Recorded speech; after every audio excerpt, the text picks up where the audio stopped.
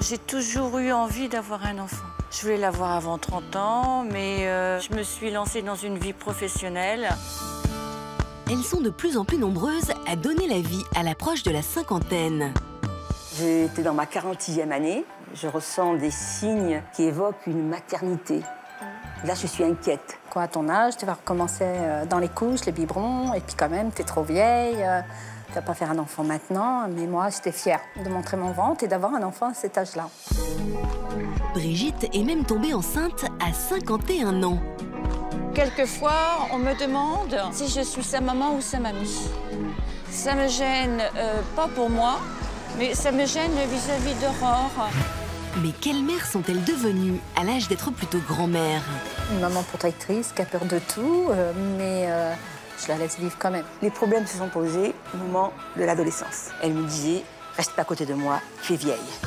C'est mon bonheur, j'ai jamais été aussi heureuse.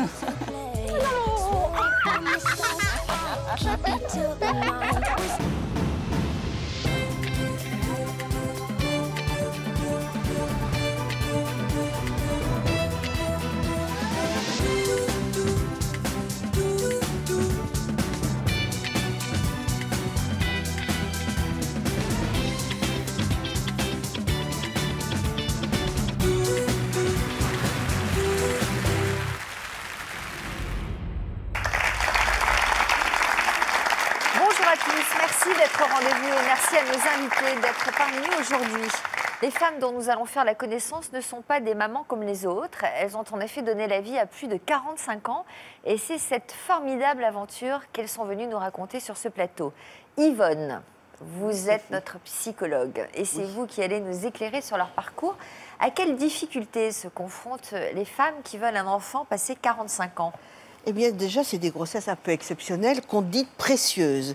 Précieuses, pourquoi? Parce qu'elles sont surinvesties. C'est une attente extraordinaire. Quand on attend un enfant à plus de 45 ans, eh bien, on l'a attendu, c'était une question de survie pour certaines. Mais néanmoins, avoir un enfant à 50 ans, c'est des risques obstétricaux, c'est des grandes fatigues, parce qu'à 50 ans, on n'a quand même pas la même vitalité qu'à 40, à 30 ou à 20, mais on oublie très très vite la fatigue parce que la grossesse et l'enfant de la cinquantaine, c'est l'enfant parfois de la sérénité. C'est aussi beaucoup d'angoisse quant à l'avenir. D'angoisse de l'avenir. Mais moi, j'aurais pu être parmi vous parce que j'ai eu ma fille à 44 ans passés. Et c'est vrai que je peux parler de grossesse précieuse pour toutes ces grossesses dites tardives. Parce que l'enfant, c'est vraiment un don, c'est un cadeau. Tout est magique. Vous l'avez eu à cet âge-là parce que vous n'avez pas pu l'avoir auparavant? Oui. Pour des raisons médicales? Oui. D'accord.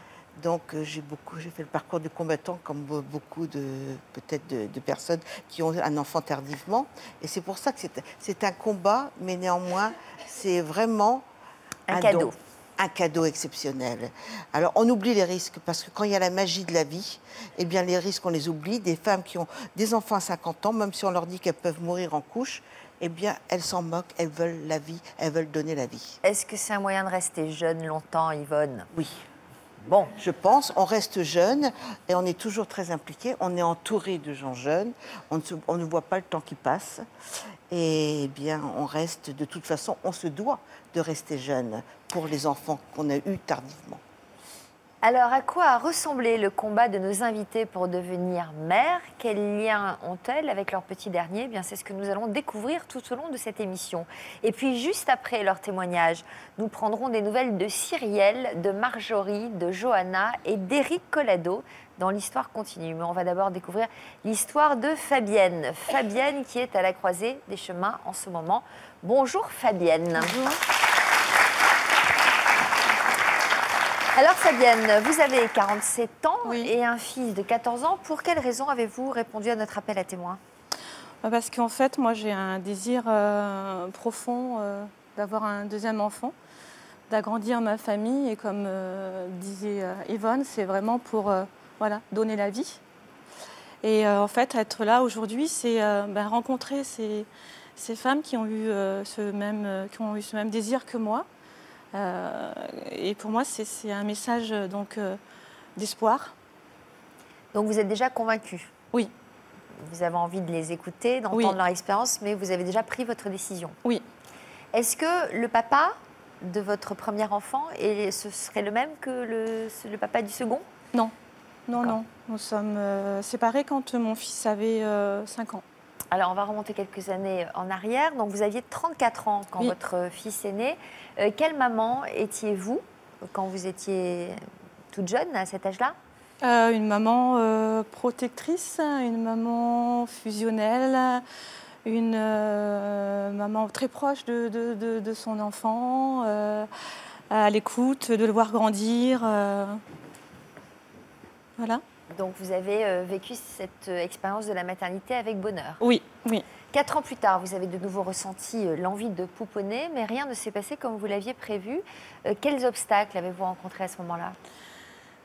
Alors, à ce moment-là, je me suis séparée du papa de mon fils. Après, j'ai eu le papillomavirus, donc début du cancer de l'utérus. Ensuite, professionnellement, je me suis investie énormément dans mon école de danse. Donc, et puis, je me suis retrouvée seule, quoi. Donc, célibataire et avec toujours ce désir de maternité, voilà. Donc, vous êtes investie dans votre boulot, auprès de votre enfant, j'imagine. Aussi, voilà. Votre début de cancer de l'utérus a été soigné, maîtrisé? Bien soigné. D'accord. Et de quoi ont été faites les années qui ont suivi cette rémission? Les années qui ont suivi, en fait, ont été faites de rencontres, mais pas de bonnes rencontres. Parce que pour moi, avoir un enfant, c'est très important. Ça fait partie de mon projet de vie. Enfin, ça fait partie de moi. Je l'ai toujours eu, mais pour moi, c'est le faire dans l'amour, c'est le faire avec une personne. C'est construire ma famille. Et en fait, ça n'a pas pu se réaliser parce que les personnes que j'ai rencontrées, l'histoire n'a pas marché, quoi. Donc ça veut dire qu'aujourd'hui, à 45 ans, alors que le tic-tac... 47. Aujourd'hui, à 47 ans. Mais à 45 ans, donc au moment où le tic-tac de votre horloge biologique a fini par vous angoisser, vous avez commencé à courir après le temps, justement, parce que vous pensiez toujours à cette maternité. Quelle solution vous avez commencé à envisager à ce moment-là? Alors, j'ai pensé à la procréation médicalement assistée. Voilà. Sauf que, à l'intérieur de moi, j'étais un petit peu tiraillée parce que toujours ces valeurs pour moi importantes d'avoir un enfant, mais toujours dans deux. Le partage. Dans le partage, et voilà. Vous n'aviez pas trouvé et j'avais pas de compagnon, donc voilà. Donc là, vous parlez au passé, ça veut dire que depuis, vous l'avez rencontré? J'ai cru, il n'y a pas longtemps, j'ai rencontré une personne plus jeune que moi, qui avait les mêmes désirs que moi, sauf que mon âge l'a fait reculer, cette personne, et donc du coup, je suis de nouveau toute seule dans mon projet de faire cet enfant. De nouveau célibataire, alors. Voilà, de nouveau célibataire. Mais vous gardez quand même à l'esprit ce projet, quitte à l'assumer toute seule? Oui, tout à fait. Toujours par cette méthode? Toujours par la procréation médicalement assistée, oui. D'accord. Votre entourage en pense quoi de cette volonté, alors, cette démarche? C'est partagé. Il y en a qui trouvent ça courageux, d'autres qui trouvent que c'est un beau projet, d'autres qui pensent que c'est dangereux, d'autres qui pensent que pour élever un enfant, il faut un bon travail, des bons revenus, voilà, d'autres qui pensent que c'est un peu égoïste. Vous répondez quoi, tout ça? Je réponds que pour moi, c'est donner la vie, c'est en moi, ça fait partie de ma vie, c'est mon projet, c'est plus fort que tout. Voilà, pour moi, la vie, c'est créer et se créer, et c'est créer ma famille. Yvonne en pense quoi? Oui, alors c'est vrai qu'on entend que ce désir d'enfant est devenu quasiment obsédant et a été réactivé par la dernière rencontre que vous avez faite. Oui. C'est-à-dire que le désir était encore plus fort et là, c'est pas possible. Et pour Oui. vous, Fabienne, c'est vraiment une question de vie et de survie. C'est-à-dire que ce projet, si vous n'arrivez pas à aboutir à avoir un enfant, pour vous, c'est comme s'il y a quelque chose de mortifère qui se met en place. Vous arrêtez quelque chose et vous ne voulez pas arrêter. Vous voulez aller jusqu'au bout. Et il y a énormément de femmes à 47 ans qui ont effectivement cette dynamique, surtout pour les premiers parts, celles qui n'ont pas eu d'enfants. Vous en avez déjà un et maintenant... Alors comment ça peut s'expliquer, Yvonne, ça? Ça s'explique par votre passé, par votre... Peut-être. Bah, j'ai toujours été, je suis une personne très maternelle. J'aime le contact avec les enfants. Pour moi, j'aime le partage. J'ai adoré voir mon fils grandir. Voilà, on échange beaucoup de choses. Je trouve que c'est beau, c'est magnifique. Vous avez quel lien, vous, avec votre mère? Aucun. Ceci peut expliquer Bien cela? entendu, comme si pour Fabienne, procréer, c'était la seule création magique possible. C'est réparer avec un enfant ce qu'elle n'a pas pu avoir avec sa maman. Donner la vie, c'est effectivement, pour vous, c'est vivre. Oui. Et quand on a eu une mère peu aimante, c'est ce que vous dites, Oui, tout à fait. vous avez besoin de donner avec un débordement d'amour, de l'amour à vos enfants maternés. C'est un lien très fort. Ça, on comprend. Alors Fabienne, c'est pour vous que nous faisons cette émission aujourd'hui. Je suis certaine qu'elle va vous donner de l'espoir et peut-être vous conforter dans votre projet. On va ouvrir maintenant la première partie de notre émission que nous avions intitulée « Rien n'est impossible » et que nous ouvrons avec Brigitte. Bonjour Brigitte. Avant de faire la connaissance de Brigitte, je vous rappelle que vous pouvez vous aussi participer à l'émission en la commentant ou en partageant votre expérience en direct sur les réseaux sociaux avec le hashtag Toute une histoire. Brigitte, vous avez 58 ans et vous êtes maman d'une petite fille de 6 ans. Oui. Que vous inspire le témoignage de Fabienne? C'est un peu mon histoire. C'est un peu le parcours que j'ai connu. À quel âge avez-vous ressenti l'envie d'avoir un enfant? Oh, j'ai toujours eu envie d'avoir un enfant. Je voulais l'avoir avant 30 ans, mais je me suis lancée dans une vie professionnelle et la vie professionnelle a pris le pas sur l'envie d'avoir un enfant. Qu'est-ce que vous faisiez comme métier? Je travaillais dans une banque et j'étais responsable du contentieux. Et je travaillais beaucoup, que ce soit en semaine, je ne comptais pas mes heures, même le week-end. Donc c'était quelque chose de très prenant. Et le soir, quand je quittais la banque, c'était quelquefois 7h, 8h du soir. Donc j'avais aussi peu de temps pour les rencontres. Donc vous étiez célibataire? Vous êtes resté longtemps célibataire? J'ai été célibataire, mais j'ai aussi rencontré des hommes, mais des hommes, ça les dérangeait un peu que j'ai une vie professionnelle quand même aussi importante. Et puis les années sont passées et à 40 ans, vous vous êtes rendu compte que vous n'aviez toujours pas d'enfant. Eh oui. Vous étiez en couple à ce moment-là? À 40 ans, c'est vrai que j'ai rencontré quelqu'un et qui me semblait quelqu'un avec qui je pourrais partager ma vie et avoir un enfant. Alors j'ai pris une décision. Sur le plan professionnel, j'ai pris une décision. Vous avez décidé quoi? J'ai quitté la banque et je me suis dit maintenant, mon objectif, ce sera un enfant. C'est venu? Et la première chose que j'ai faite, c'est d'aller voir un gynécologue pour lui dire, voilà, maintenant j'ai 40 ans et je viens vous voir tout simplement pour voir comment je suis. Et il me dit, mais vous savez, vous avez des fibromes. Bon, je découvre que j'avais des fibromes, je ne savais pas. Et il prend un papier, il me fait un dessin. Il me dit, voilà, il faut vous enlever les fibromes. Et puis vous allez me signer une autorisation parce que pendant l'opération, s'il faut vous enlever l'utérus, eh bien, signez-moi l'autorisation de vous enlever l'utérus. Là, j'ai eu un choc. J'ai eu un choc. j'ai rien dit. Il me dit, si vous voulez, l'opération, elle peut se faire la semaine prochaine. Il a pris son calepin, il n'y a pas de souci, je vous opère la semaine prochaine. Puis il me dit, 40 ans, quelle idée? Avoir un enfant à 40 ans, vous ne pouviez pas vous décider avant? Là, c'est pareil. Pourquoi me poser cette question-là? Pour moi, c'était naturel. Bon, j'avais décidé d'avoir un enfant, pourquoi me poser la question? Donc, je prends rendez-vous avec un autre gynécologue. Et un gynécologue, c'était dans une clinique, un gynécologue accoucheur. Alors, il m'examine.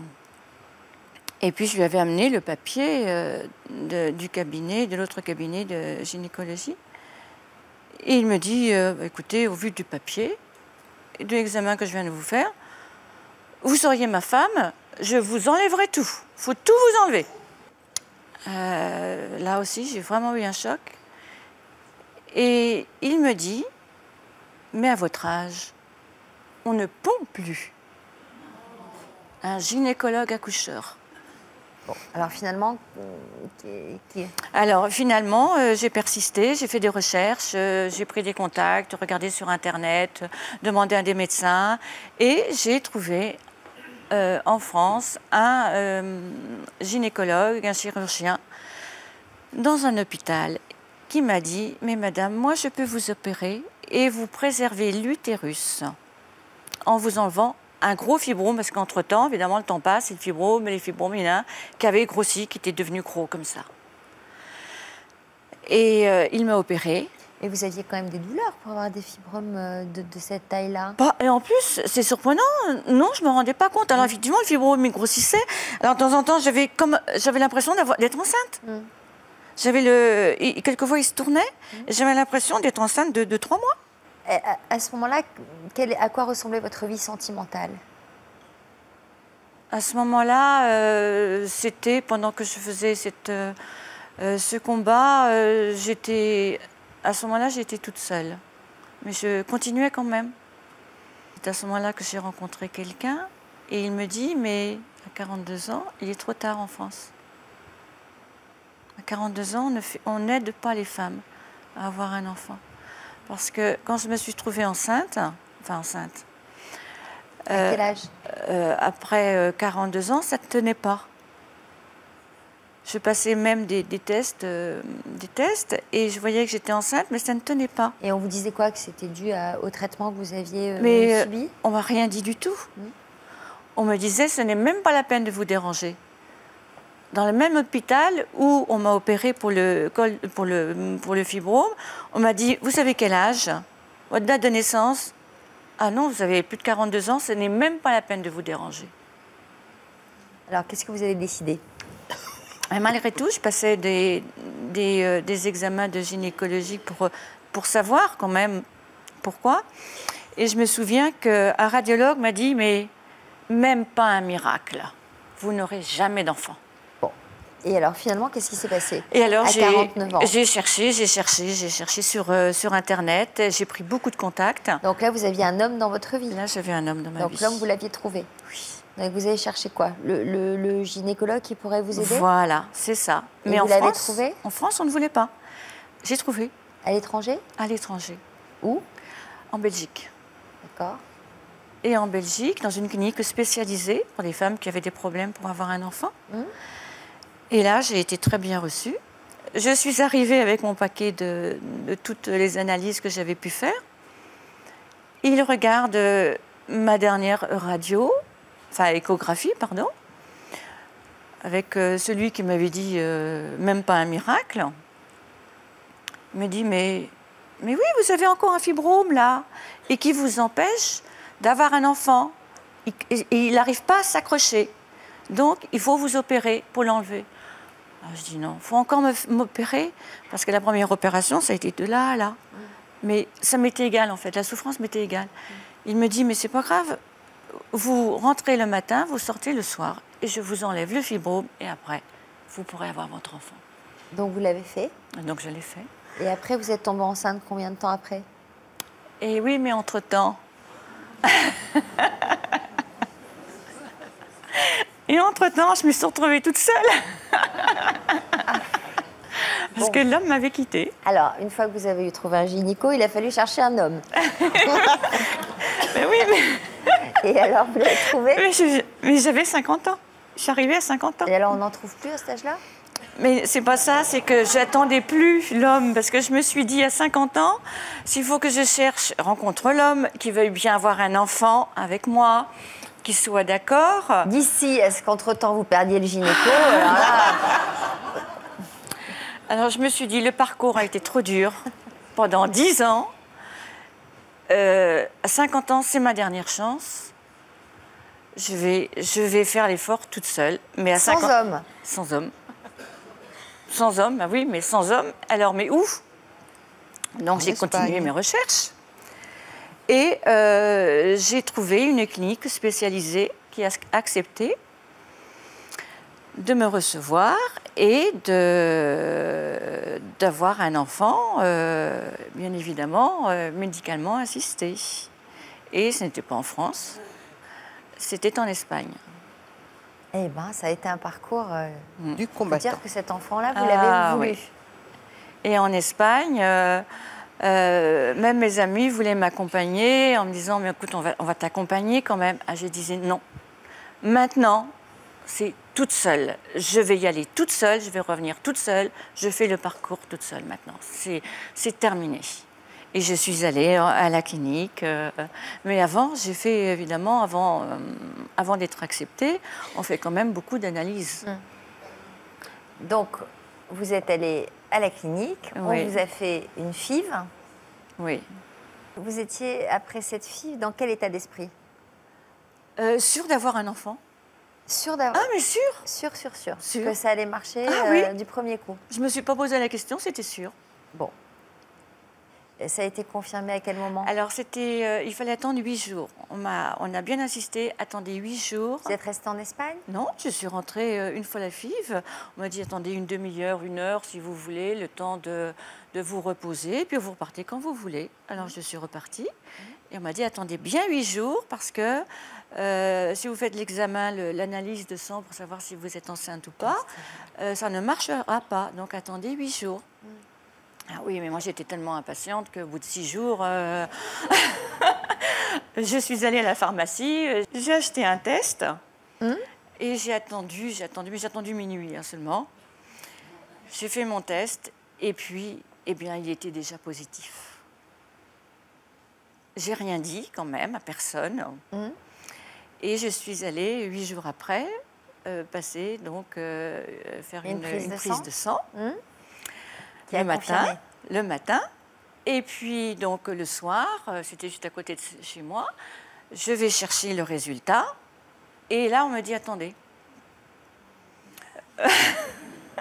Attendez, le docteur va arriver. Ah bon? Le docteur arrive.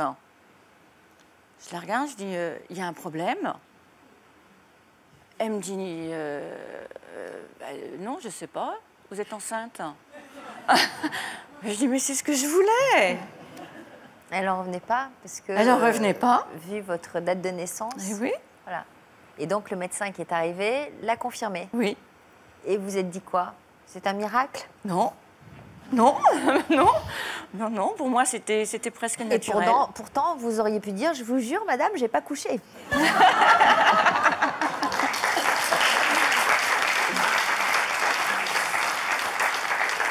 Pardon de plaisanter, mais j'imagine quelle joie vous avez éprouvée à ce moment-là. Oui. Muriel, bonjour Muriel. Bonjour. Dans quel cadre avez-vous grandi, Muriel? Avec une famille où on était 4 filles, mais pas beaucoup d'amour. Alors c'est pour fuir cet environnement difficile qui ne vous rendait pas heureuse que vous avez décidé de prendre votre envol très jeune. Oui. Vous avez quitté la maison familiale à 18 ans et à partir de là, votre vie sentimentale a pris les allures d'une pièce de théâtre. Elle a été pleine de péripéties. Très mouvementée, oui. Parce que j'ai aimé un homme, j'avais 13 ans et je suis partie avec lui à 18 ans. Donc j'avais toujours dit j'aurais une fille avec lui qui s'appellera Pascaline. Elle s'est appelée Pascaline, j'ai accouché à 23 ans. Ouais. Bon, après à 25, j'ai divorcé. Voilà, et je suis partie dans le sud. Voilà. Après, j'ai rencontré un autre monsieur et j'ai eu 2 autres filles qui, lui, après, est décédé quand mes filles étaient toutes petites. Elles avaient 3 ans et demi, 4 ans et 8 ans. Voilà. Et après, j'ai rencontré un autre homme où j'ai eu mon fils. D'accord. Et ensuite, j'ai divorcé. Donc, en tout, vous aviez 4 enfants. Voilà.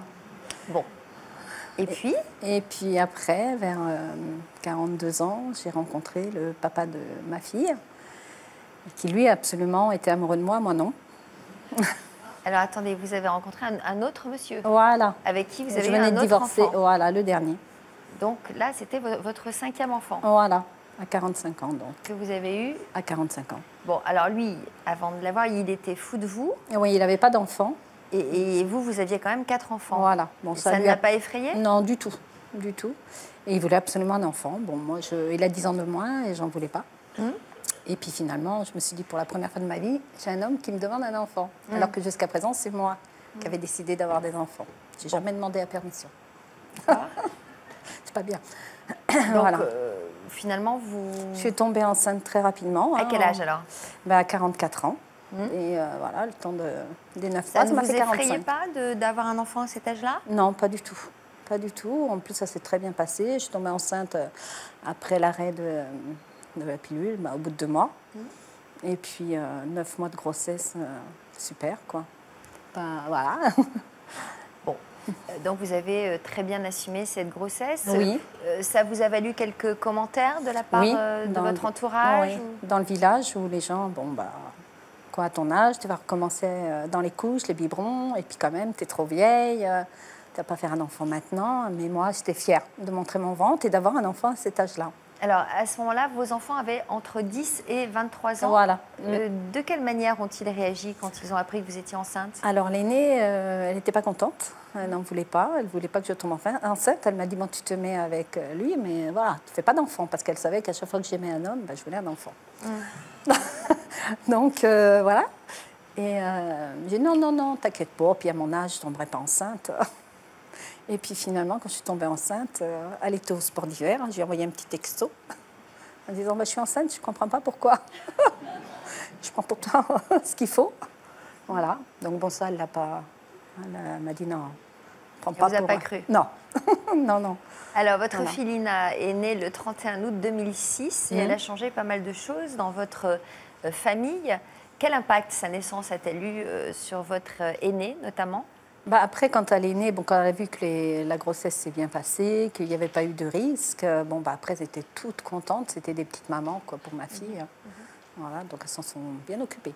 Alors, la petite Lina a 7 ans aujourd'hui. Oui. Vous nous parlerez de votre quotidien en deuxième partie de notre émission. Avant de découvrir nos appels à témoins, je vous rappelle que vous pouvez commenter les histoires de nos invités ou nous livrer votre témoignage sur les réseaux sociaux grâce au hashtag Toute une histoire. À tout de suite. Vous aussi, vous pouvez venir témoigner sur notre plateau.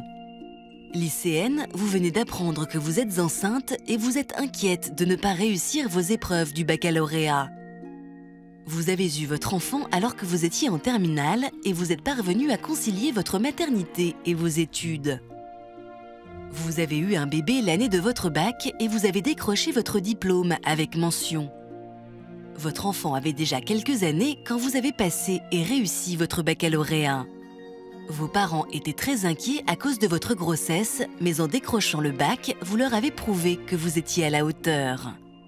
Pour nous raconter votre histoire, contactez-nous au 0820 16 30 15 ou connectez-vous sur le site de Toute une histoire.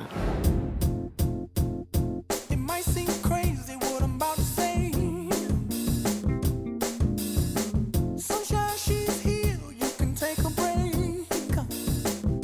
Because I'm happy. Clap along if you feel like a room without a roof. Because I'm happy. Clap along if you feel like happiness is the truth. Because I'm happy. Clap along if you know what happiness is to you.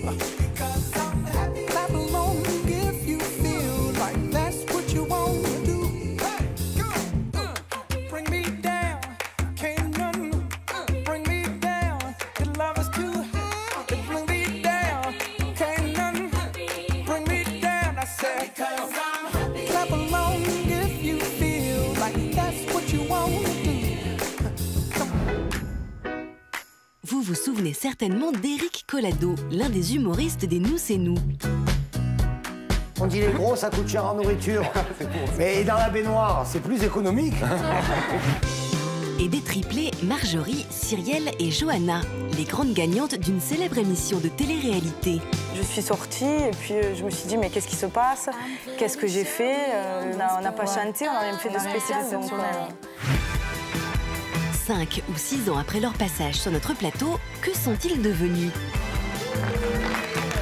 La réponse tout à l'heure dans l'Histoire continue. Bienvenue à ceux qui nous rejoignent sur le plateau de Toute une histoire. Les mamans que nous recevons aujourd'hui ont tout fait pour réaliser leur rêve d'avoir un bébé après 45 ans. C'est le cas de Françoise, dont nous allons découvrir le point de vue maintenant. Bonjour Françoise. Quel message avez-vous envie de faire passer en témoignant sur notre plateau aujourd'hui?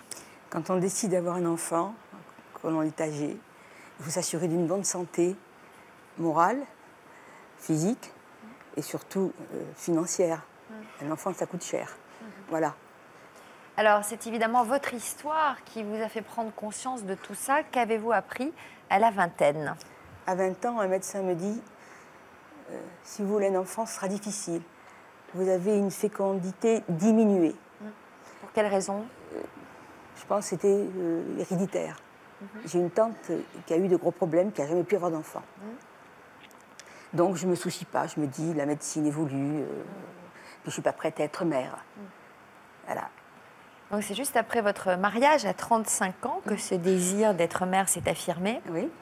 Par quoi avez-vous dû alors passer pour parvenir à tomber enceinte? Je suis allée voir un gynéco qui, après des tests, m'a dit vous devez subir une intervention chirurgicale.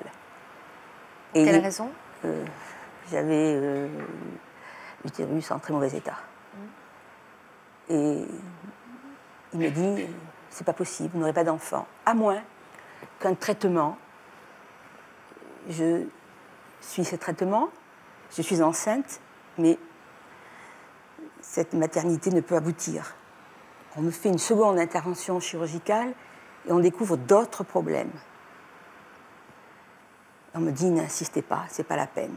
Et je reviens voir l'obstétricien et je lui dis tentez, on tente la FIV. Il me dit ça ne marchera pas. J'insiste. Enfin, il accepte, il me dit je vous préviens, s'il y a échec, vous n'en prenez pas à moi. Le docteur, il n'en est pas question. On tente la FIV et je savais que cet obstétricien avait dit à son équipe j'ai une patiente qui me fait peur. Elle est persuadée d'avoir un enfant, elle ne peut pas l'avoir. On tente la FIV, première tentative, première réussite, je suis enceinte. Mais quand le médecin a appelé le laboratoire, qu'il a cité mon nom, le médecin a dit c'est pas possible. Reconvoquez la patiente, on va lui faire une autre prise de sang pour vérifier qu'elle est bien enceinte. Elle ne peut pas être enceinte. J'étais bien enceinte. Et j'ai eu donc un garçon. Qui s'appelle Paul-Henri. Paul-Henri. À la suite de votre accouchement, quels conseils gynécologiques vous a-t-on donné? La visite postnatale, le médecin m'a dit pour vous, pas de contraceptif. Vous risquez rien. Bien. Ok. Voilà. Alors, ce deuxième enfant, j'en aurais eu envie, ce deuxième enfant. Mais je me raisonne. Je suis âgée, médicalement, c'est pas possible. Et mon mari serait hostile à cet enfant. Mon mari est beaucoup plus âgé que moi. Et déjà, d'une première union, il a eu 3 enfants. Donc, non. Parce que vous vous êtes posé la question du deuxième enfant, à quel âge? Mais mon fils avait 1 an. Je me dis, un enfant, c'est pas suffisant. J'aimerais avoir un deuxième. Alors, vous aviez quel âge? Mais j'avais 41 ans. Donc, j'y pense plus. Ouais. Bon.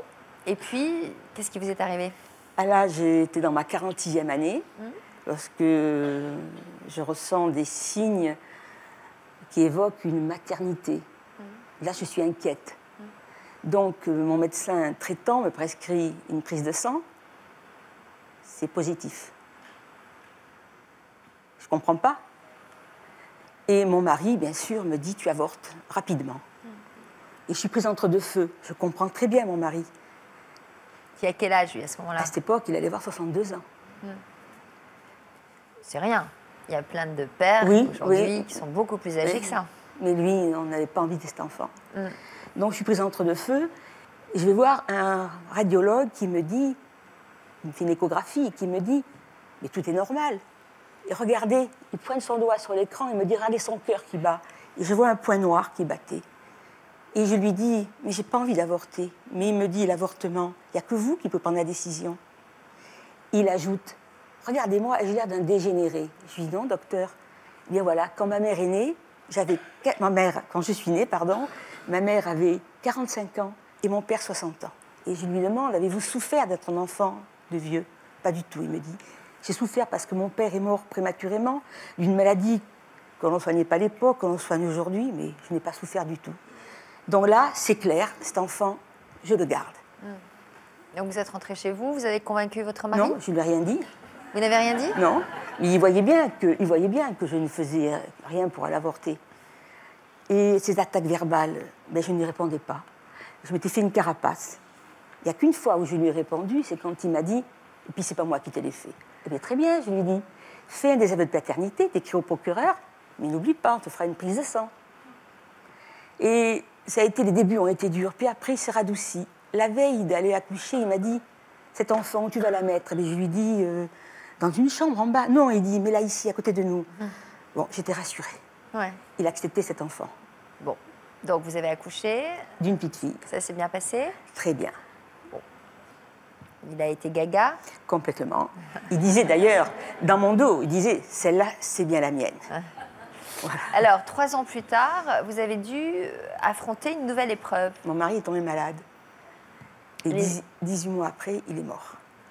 Qu'est-ce qu'il a eu? Un cancer. Voilà, et il a lutté, malheureusement. Voilà. Vous avez dû faire face, surmonter, faire face à ce deuil. Et donc, vous aviez quand même un enfant en bas âge, enfin 2 enfants en bas âge. Oui, j'ai affronté. Les problèmes se sont posés au moment de l'adolescence. Vous nous raconterez ce que vous avez dû supporter dans la deuxième partie de notre émission, justement, avec laquelle nous allons continuer et qui a pour titre un duo spécial. Brigitte, 5 ans après avoir... je m'assieds parce que comme il y a des péripéties, voilà. Oui. Comment elle s'est déroulée, cette grossesse? Pour moi, très bien. Mais pas tout à fait pour les médecins. Parce que les cliniques n'ont pas voulu de moi au départ. Enfin, pas au départ. Ils n'ont pas voulu prendre le risque? Ils n'ont pas voulu m'accepter pour l'accouchement. À cause de votre âge et de vos antécédents médicaux. Voilà, c'est ça. Et ils se renvoyaient la balle. Et puis c'est l'hôpital qui a été obligé d'accepter. C'était quand même peut-être plus conseillé pour vous d'accoucher à l'hôpital? À l'hôpital, oui. Et à l'hôpital, effectivement, j'ai quand même fini par être suivie parce que j'étais enceinte de 3 mois quand même. Il était quand même temps, mais j'étais pas inquiète. Bon. Et votre accouchement, comment s'est-il passé? Et puis, c'est-à-dire qu'à 3-4 mois, l'enfant se présentait déjà et le col commençait à s'ouvrir. Donc il m'a dit, mais maintenant, il faut rester allongé. Bon, il n'y a pas de souci, je suis restée allongée jusqu'à la naissance de l'enfant. Et puis, pour la naissance, on m'a fait une césarienne quand même, par sécurité. Donc, vous avez une césarienne, votre petit aîné, c'était un garçon ou une fille? Une petite fille. Une petite fille. Et quand elle est née, on me l'a présentée, bien sûr. J'ai dit, mais qu'est-ce qu'elle est belle! Et puis, pendant ce temps-là, j'avais une hémorragie. On n'arrivait pas à arrêter le sang. Et il n'avait pas ce qu'il fallait, même si c'était l'hôpital, il n'avait pas ce qu'il fallait courir, prendre la voiture. Mais ça ne m'inquiétait pas du tout, mon enfant était à côté, j'attendais calmement que ça se passe. Et finalement, ils ont réussi à maîtriser? Réussi, oui. Bon. Alors, donc, vous avez eu cette petite fille, à quel point votre vie a changé avec cet enfant? C'est-à-dire? Elle a changé complètement, parce qu'avant, c'était ma vie professionnelle. Mais de quoi vous viviez alors à ce moment-là? Parce qu'il fallait élever cet enfant, vous étiez seule? J'étais seule, oui, j'étais seule, mais comme j'avais eu quand même un parcours professionnel, j'avais un patrimoine que j'avais mis de côté. Et puis j'y avais pensé quand même. Et puis j'ai aussi la chance d'avoir une maman qui est proche de moi, même si on est à plusieurs centaines de kilomètres, et qui m'aide aussi financièrement. Ça, c'est aussi une chance que j'ai. Et j'ai arrêté de travailler parce que je me suis dit, j'ai attendu cet enfant si longtemps, je vais quand même pas maintenant me mettre à travailler, je veux d'abord profiter d'elle et qu'elle, elle profite d'une maman. Donc vous en avez profité. Voilà, et j'en profite toujours.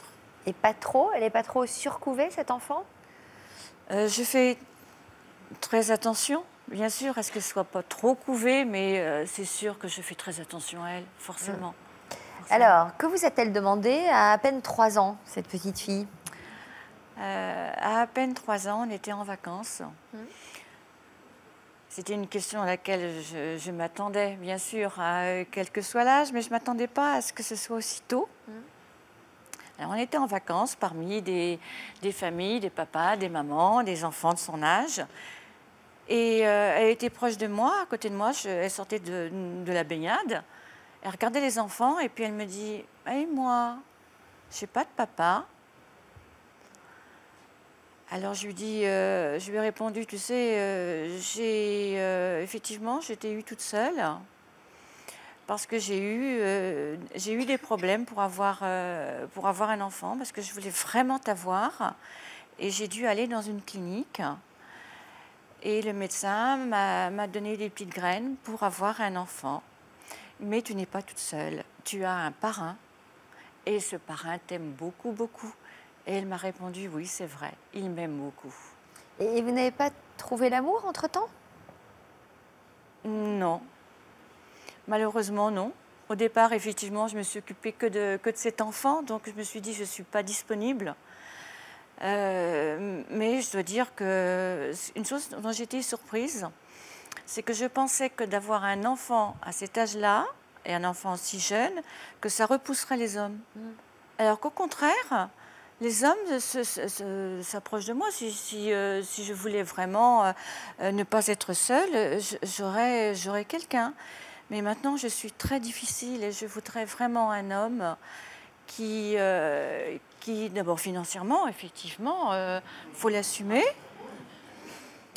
Et puis, faut assumer qui? L'homme? Au départ, effectivement, avant l'enfant, quand je rencontrais des hommes, c'était moi qui assumais. Donc là, j'assume. Ça dépend quel type d'homme vous rencontrez aussi. Hein, voilà, donc faut pas que je me trompe. Bah non. Je me dis qu'il ne faut pas que je me trompe maintenant. Ça, c'est sûr. Voilà. Alors, Aurore a 6 ans aujourd'hui et vous nous l'avez présentée il y a quelques jours. Oui. Cela a été l'occasion pour nous de découvrir à quoi ressemble votre vie, à toutes les deux. Notre valse a mis le temps, c'est le titre que nous avons donné à ce reportage. Jeu de mots.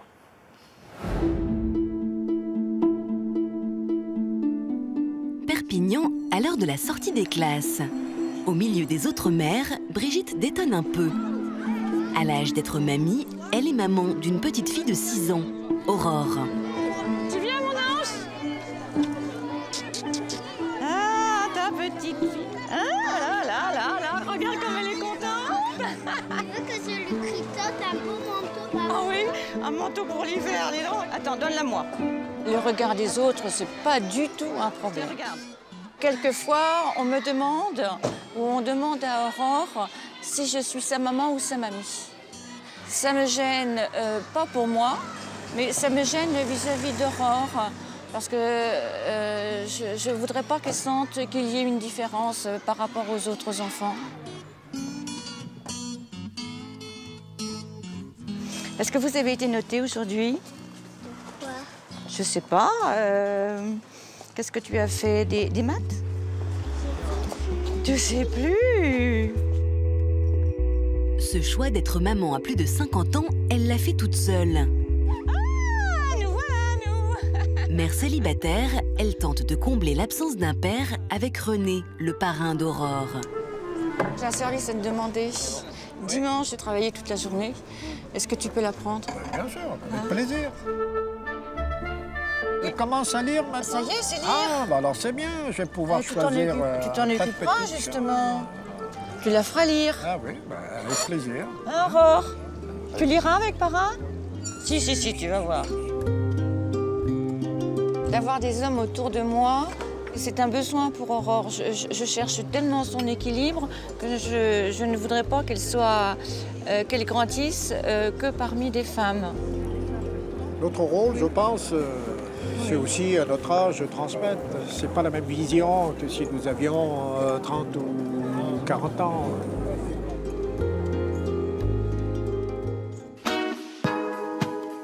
Attention, tombe bas. Hop, doucement. Dès qu'elle le peut, Brigitte emmène Aurore faire du sport. Car à 58 ans, il est hors de question de se laisser aller. On a de la chance qu'il fasse du soleil. C'est mieux que de voir. Hein. Et elle met un point d'honneur à rester en forme pour sa fille. Ah, t'es pas trop fatiguée? Non. On ira se promener un petit peu plus tard, quand il y aura moins de soleil et moins de monde, et on ira... se baigner. Tu crois? Tu veux te baigner? Je crois qu'elle est encore un peu froide. Mais on peut aller se promener avec les chiens. Moi, je préfère me baigner. Comme elle a eu son enfant très tard, Brigitte est exclusive avec elle. Toute sa vie est désormais calquée sur celle de son enfant. Ah, je suis une maman fusionnelle. On est toutes les deux, c'est fusionnel. C'est fusionnel, hein, coquine? T'es heureuse avec moi, mon âge? Oui. Oui? Hein? Pour l'instant, tout se passe bien, mais Brigitte appréhende les années à venir. Ce qui me tracasse le plus, c'est la crise d'adolescence. Et ça me fait peur. Mais si dans le même temps, il y a une certaine complicité, j'espère que la crise d'adolescence, eh bien, on la sentira pas. C'est notre bonheur, c'est mon bonheur. J'ai jamais été aussi heureuse. Tombez dans l'eau.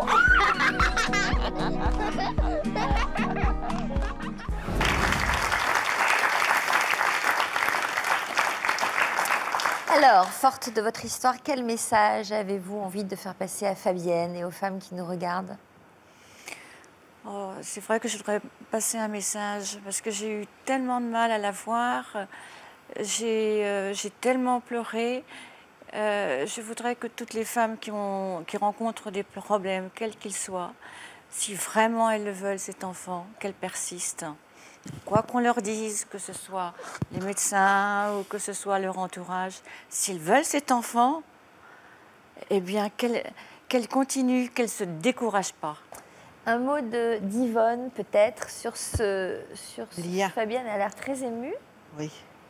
Fabienne, qu'est-ce qui vous a tant ému dans ce reportage?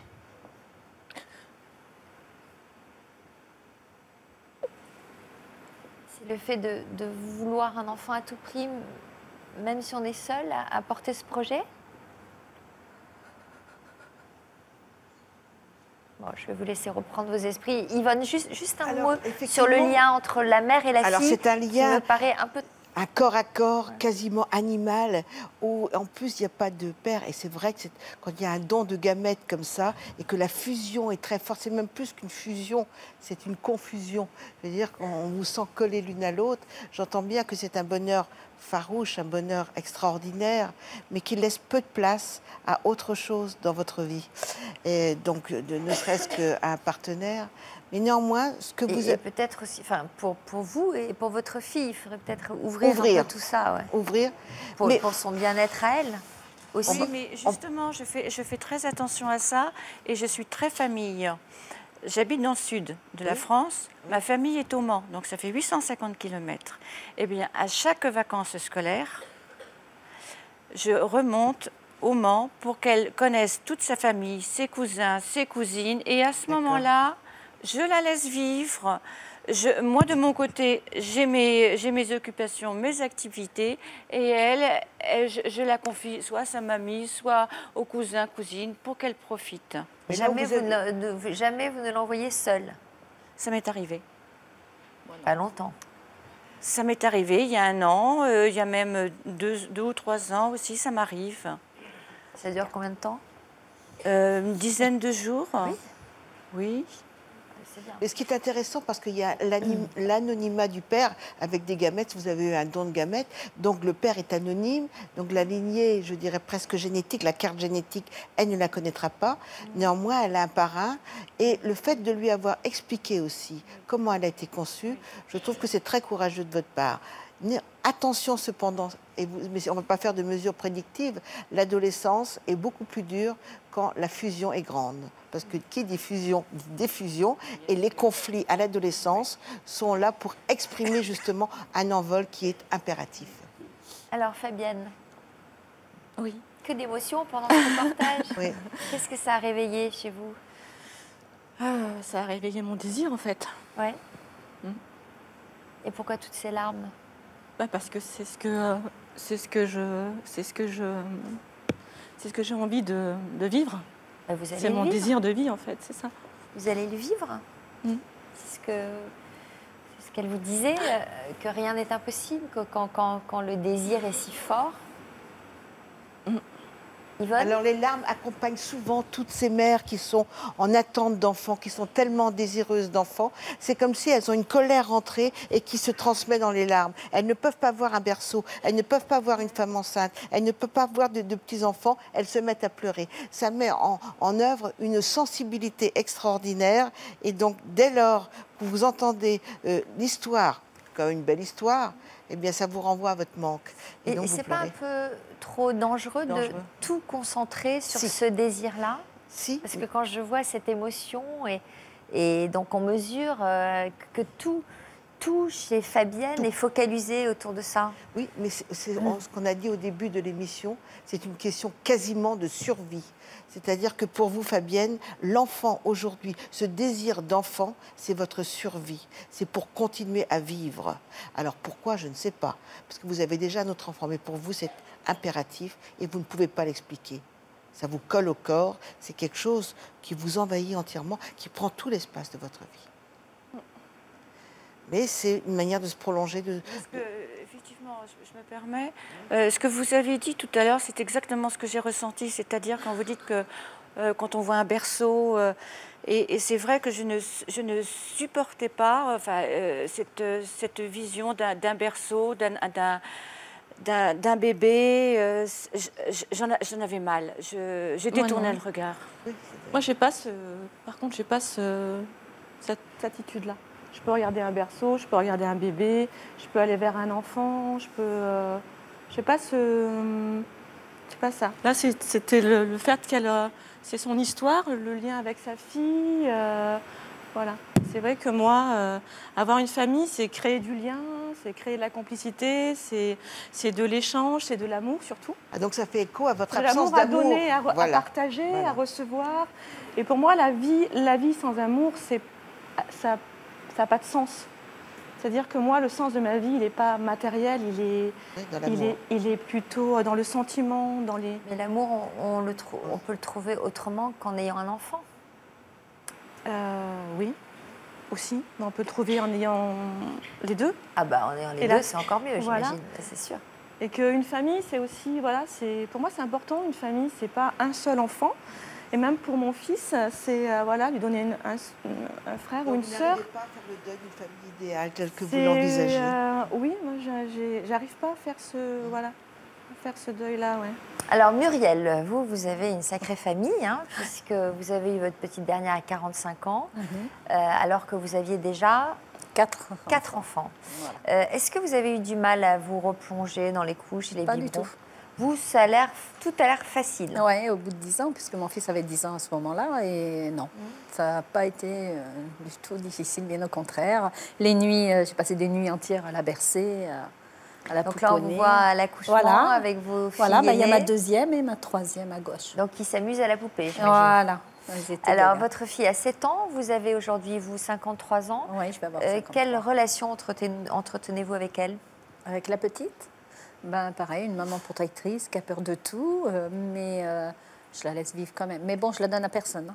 À part à ses sœurs, s'ils veulent l'emmener à gauche, à droite, oui. Mais en général, je ne suis pas loin. Parce que j'ai toujours peur. Vous êtes très différente d'avec vos aînés? Non, j'ai toujours été comme ça. Non, j'ai toujours été à les coller, à ne pas les lâcher, à ne pas les donner aux grands-parents, à rien faire. Est-ce qu'elle se rend compte de la différence d'âge et du fait que vous soyez peut-être une maman un peu plus âgée que la maman de ses copines? Oui, elle m'a déjà dit, mais maman, t'es plus âgée que les mamans des copines. Mais après, elle me dit, t'es tellement belle que t'es plus belle que les mamans de mes copines. Donc ça passe. On va les faire rentrer, les petites. Voilà. Elles vont venir vous rejoindre. Quel genre de questions vous vous posez de plus en plus souvent? Voilà, que la mort arrive. C'est ça surtout, de la laisser. Ouais, franchement. Ah, vous dites ça, vous, à 53 ans? Ouais. C'est quelque chose qui m'obsède. Ah bon? C'est impressionnant. Je n'arrive pas à me lever le matin sans penser autre chose.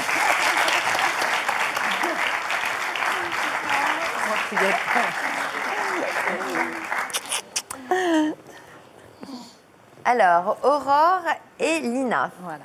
qui nous ont rejoints. Donc, vous pensez à ça et donc ça vous met le cafard? Oui, en fait, j'arrive même pas à pas avancer finalement, quelque part. Yvonne, qu'est-ce qu'on peut répondre à ça? Est-ce que ça paraît logique? C'est pas la peur de sa mort, c'est la peur de laisser votre fille orpheline. Et tant qu'elle n'est pas autonome, c'est-à-dire que vous n'avez pas du tout envie de quitter ce nid, de rester avec elle. Et la peur de votre disparition, pas pour vous, mais pour elle. Oui. Et ça, c'est ce qu'on retrouve chez toutes les mamans aussi, qui ont eu des enfants tardivement. Et aussi chez les enfants qui ont eu des parents un peu plus âgés, qui ont peur de la disparition en permanence. Alors je crois qu'il faut quitter cette angoisse de la mort parce que vous la transmettez à votre fille. Je pense. La peur de la perte. Ouais, et ça, parce qu'elle est peureuse dans tout. Ben voilà. Dans tout. Oui, mais aussi, l'enfant est peureux quand vous la protégez de trop. C'est-à-dire, à force de trop la protéger, vous lui signalez que le danger est partout. Ouais. Mais les autres, je fais pareil. Ah bon. Je leur ai toujours fait perdre de tout. Donc, vous allez en avoir un autre? Non. Vous êtes sûre? Ah oui. Mon mari l'aimerait, mais non. Voilà, moi, je suis pas sûre que vous n'en ayez pas un autre. Ah non, non. À voir. Non. Alors, on va écouter la suite du témoignage de Françoise, qui va certainement vous intéresser. Vous nous disiez tout à l'heure que vous avez perdu votre mari très jeune, à 51 ans. À ce moment-là, votre fils avait 10 ans et votre fille 4 ans et demi. Et vous avez avancé tous les trois, tant bien que mal. À quelle période votre quotidien est-il devenu vraiment compliqué à gérer? Au moment de l'adolescence, ma fille. Elle s'est montrée odieuse. Elle me rejetait complètement. Elle me disait, reste pas à côté de moi, tu es vieille. Dans la rue, quand on allait faire des courses, elle marquait une distance. Elle voulait voir ses camarades. Elle voulait sortir. J'ai dit, dis-moi qui tu fréquentes, je vais t'amener, je te ramènerai. Et bien sûr, je ne voulais pas qu'elle sorte le soir. Et un matin, à 6h du matin, je constate qu'elle n'est pas dans son lit. Elle a mis un polochon à la place. Oui, c'est le coup classique. On a tous eu droit à ça. Hein. Oui, mais elle a 13 ans. J'ai eu droit aux raquettes de tennis dans la housse. Ah, je savais pas. Très bien aussi, ça. Et... Non, vous n'avez pas eu ça? Ah, bah, ça fait un drôle d'effet. Hein. Ouais, super. Et là, je suis très inquiète. C'est au mois d'août. Il y a des touristes partout. Et je me dis, ça y est, elle s'est fait enlever. 6h, 7h, j'appelle une de ses camarades. Et je lui dis, as-tu vu Aliénor? Non, je ne l'ai pas vue. Et j'appelle la gendarmerie. Et le gendarme me dit, avez-vous appelé des camarades? Oui, j'en ai appelé une, elle ne l'a pas vue. Donnez-moi son numéro. Et le gendarme l'a fait parler. Voilà. Le gendarme me rappelle et me dit, bon, sa camarade était hier soir avec elle, pas loin de chez vous, il me dit, mais elle est partie, elle l'a laissée. Effectivement, ma fille s'était endormie, et quand elle s'est réveillée, il était 9h du matin. Je la vois arriver en courant, elle rentre, et d'où viens-tu? Je ne te le dirai pas. Et les gendarmes arrivent, tiens ma fille, tu as de la visite. Quand elle a vu les gendarmes, elle n'a pas voulu me parler, elle a parlé aux gendarmes. Elle leur a dit, le gendarme m'a dit, vous inquiétez pas, c'est la réaction de la fille qui n'a pas de père. Elle était provocatrice.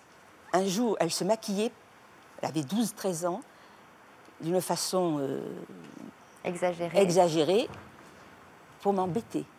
Elle exprimait sa colère d'avoir perdu son papa aussitôt, j'imagine. Je pense qu'elle ne se souvenait pas de son père, mais elle avait ses camarades d'école qui avaient des problèmes avec leur père. Les parents étaient séparés et elle pensait que son père était comme le père de ses camarades. Et un jour, elle arrive maquillée, c'est une amie à moi qui était là qui lui a dit, Aliénor, va immédiatement t'enlever ce maquillage. Et elle s'est exécutée. Qu'est-ce qui a fini par vous rapprocher toutes les deux? Mais c'était elle, toute seule. Toute seule. À quel âge? Elle était en 4e, elle avait fait une très mauvaise 4e. Elle m'a dit, maman, je veux aller en pension. Mais très bien, ma fille. Donc elle est partie en pension. Et là, je tremblais. J'avais qu'une peur, c'est que le collège m'appelle en me disant « Madame, venez chercher votre fille, on n'en veut plus ». Donc, j'ai pris la décision d'appeler le collège et j'ai eu la maîtresse d'internat qui m'a dit « Mais c'est une élève adorable ». Oh Seigneur, merci. Juste un commentaire d'Yvonne là-dessus. Peut-être c'est un désir. Le maquillage et l'agressivité et le fait de provoquer sa mère comme ça. Oui, c'est une manière de se positionner, elle, en te disant « Maman, je t'aime, mais néanmoins, je voudrais bien que tu sois un peu plus jeune. » Donc, elle se maquille, elle se féminise très jeune pour, justement, montrer qu'elle voudrait que vous soyez jeune. Mais ça ne peut pas être dit, elle le met en acte. Donc, elle vous provoque pour prendre une distance, elle se féminise pour montrer qu'elle aimerait avoir une maman élégante, jeune. Donc, impérativement, ne pas se laisser aller quand on a eu des enfants un peu tard. C'est ce que vous auriez tendance à faire, à ne pas vous maquiller, oui. Et à ne pas faire attention à vous? Moi, je suis imprégnée par une éducation de mon époque, où j'avais des parents très durs. Donc, j'ai voulu un peu reproduire cette éducation. Voilà. Alors, elle a 18 ans aujourd'hui, Aliénor, d'Aquitaine. Oui. Quel lien entretenez-vous désormais avec elle? Ça s'est bien amélioré, insensiblement. Elle a changé. Elle m'a envoyé des textos. « Maman, je t'aime. Bisous, maman. » Chose qu'elle ne me disait jamais avant. Sur le plan scolaire, elle s'est bien améliorée. Vous en avez reparlé avec elle de toute cette période mais bien sûr. De provocation, d'agressivité? Et c'est là qu'elle m'a dit, oui, mais mes camarades, leur père, etc. Mais je lui ai dit, ton père t'aimait, s'il n'est plus là, c'est la maladie qui l'a emporté. Et à ce moment-là, elle s'est intéressée à son père. Elle a mis des photos de son père dans sa chambre. Elle parle de son père, dont elle n'a pas de souvenir. Vous en parliez avec elle? Alors, quand elle était en pleine crise d'adolescence, elle ne voulait pas l'entendre parler. Ouais. Maintenant. Alors, vous avez 65 ans, Françoise. Vous ne les faites pas. Merci. Est-ce que vous avez des angoisses concernant l'avenir? Oui. Oui, je me dis, si je pars, si je ne suis plus de ce monde, s'il y a des problèmes qu'on peut tout avoir dans la vie, je ne voudrais pas qu'elle soit malheureuse, mais je pense compter sur mes neveux, qui l'aideront s'il m'arrivait quelque chose, et s'il avait besoin d'eux. Ouais, j'imagine que vous lui avez donné une éducation qui l'a renforcée. Vous lui avez donné des bases. Absolument, oui. Voilà. Donc elle s'en sortira toujours. J'espère. Qu'est-ce que vous aimeriez dire à Fabienne? Fabienne, si vous avez un enfant, ce que je vous souhaite, soyez forte. On les met au monde, on doit assumer, quoi qu'il arrive. Et surtout, si une adolescence qui est difficile, il ne faut pas baisser les bras. Lui dire, si je ne veux pas que tu fasses ça, c'est pour telle raison, parce que je t'aime. Voilà. Ça ne me fait pas peur. L'adolescence avec mon fils, pour l'instant, il va avoir 14 ans. On discute beaucoup de ce qui va, de ce qui ne va pas. Voilà, j'arrive à lui laisser sa place en tant qu'individu, en tant que personne. On arrive à être proches, on prend du temps pour se poser, discuter. On fait des choses ensemble, on fait des choses pas ensemble. Voilà, donc, mais vous l'avez eu à 30 ans? 34 ans, oui. Voilà. Donc maintenant, ce désir que vous avez d'avoir un autre enfant à votre âge, je crois qu'il faudrait que vous vous donniez une limite d'âge. Oui, je l'ai dans ma tête déjà. Voilà, cette limite-là. Après, vous lâchez, puis vous commencez à vivre. Parce que tant que vous n'aurez pas mis une limite, vous serez dans un processus totalement obsessionnel qui vous empêchera et de rencontrer un amoureux peut-être, et éventuellement le père de votre futur enfant. Bon, en tout cas, on vous souhaite le meilleur, Fabienne. Merci. Et puis j'espère que vous viendrez nous annoncer de bonnes nouvelles, que vous reviendrez sur notre plateau. Merci. Merci à toutes d'avoir participé à cette émission. Merci Yvonne. Il est temps à présent de prendre des nouvelles de nos invités. Des invités dont le visage vous dit sûrement quelque chose. Ils ont tous les quatre connu les feux des projecteurs. Une célébrité soudaine pour Cyrielle, Marjorie et Johanna. Après 2 mois d'un secret bien gardé, ils ont quitté le monde de la télé-réalité pour se plonger dans un milieu de paillettes dont elles ne connaissaient pas les codes. Quant à Éric Collado, il avait connu le haut de l'affiche avec ses copains Jean Dujardin et Bruno Salomon dans la troupe des Nous c'est nous. Éric nous fait le plaisir de revenir nous voir. Où en est-il aujourd'hui? C'est ce qu'il va nous dire dans un instant. Mais d'abord, honneur aux filles, il va falloir que vous m'aidiez, les filles. Laquelle d'entre vous est Johanna, Marjorie ou Cyrielle? Alors moi, c'est Johanna. Marjorie. Alors, nous C'était dans avions fait l'ordre. votre connaissance il y a 6 ans. Vous étiez venu nous parler de votre participation à un jeu de télé-réalité. C'est Jean-Luc que vous aviez rencontré à ce moment-là. Comment vous vous étiez retrouvés toutes les trois dans cette aventure? Alors, à la base, c'est quelqu'un qui nous a proposé donc, des connaissances d'une personne qui travaillait sur la chaîne, qui recherchait des jumelles, qui a demandé à ses alentours si quelqu'un connaissait des jumelles. Il s'est trouvé qu'elle connaissait des triplés. Donc, j'ai été retrouvée en boîte, en discothèque. Et on m'a proposé, on m'a dit, est-ce que ça t'intéresserait de faire Secret Story, un jeu de télé-réalité? Donc, bon, au début, j'ai dit... Bon, j'ai rigolé. On était sceptiques au début. C'est venu nous voir en plaisantant, en disant, on nous a proposé de jouer à un jeu comme dans la maison au départ. Je ne sais pas si on peut donner le nom. Et elle était rigolée, elle disait, il a une hors de question. À l'époque, il y avait déjà eu des diffusions de ce jeu-là? C'était pas la première année? C'était la première. Voilà, c'était la première. Okay. C'était un test, du coup. D'accord. Alors, donc, finalement, vous avez fini par dire oui? Ouais, mes sœurs, après, finalement, on nous a dit le concept, c'est qu'il y a des secrets. Ouais. Donc, on va s'échanger toutes les trois, dont le but est de ne pas se faire reconnaître. Finalement, c'était un peu plus ludique, même si j'étais un peu récalcitrante, mais les filles ont voulu participer, donc j'ai dit, bon, allez, feu, on se lance. Ça vous a amusé? Oui, voilà, c'est ça. Voilà, cette aventure. On venait de terminer nos licences, Marjorie et moi. Sissi finissait son contrat de travail, donc on s'est dit... C'était le moment, pourquoi pas, de tenter une expérience. D'accord. Alors, est-ce que vous pourriez rappeler à nos téléspectateurs quelle a été l'issue de cette émission de télé-réalité? On a remporté. On a eu la chance de remporter la victoire. Ah bon, vous avez gagné? Oui. Donc on a gagné une somme. On a gagné une somme, 150 000 euros, voilà. La cagnotte de 150 000 euros, plus 30 000 euros, puisque dans la maison on avait des missions. Et donc dans le jeu on a remporté 30 000 euros, donc au final 180 000 euros. Donc. Voilà. Alors, après avoir remporté ce jeu, vous avez dû faire face aux aléas d'une starification express et à son lot de propositions plus ou moins honnêtes.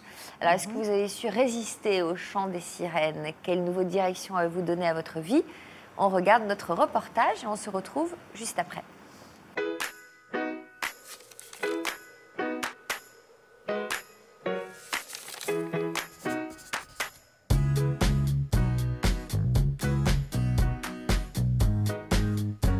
C'était une bonne expérience humaine, c'est à vivre.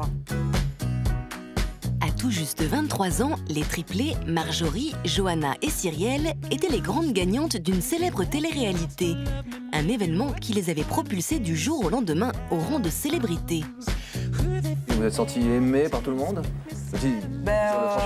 Pas par tout le monde, forcément. Mais... non, mais on a... Mais bon, oui, on s'est senti quand même apprécié. Hein. C'est touchant. Oui, c'est très touchant. C'est vraiment... ça fait énormément plaisir, ça fait chaud au cœur. Ouais, quand on voit tout ce monde-là, c'est très drôle. Ouais. Si Johanna et Cyrielle vivaient relativement bien cette soudaine notoriété, en revanche, pour leur sœur Marjorie, devenir célèbre était loin d'être une évidence. Je suis sortie et puis je me suis dit, mais qu'est-ce qui se passe? Qu'est-ce que j'ai fait? Des fois, vous méritez ça?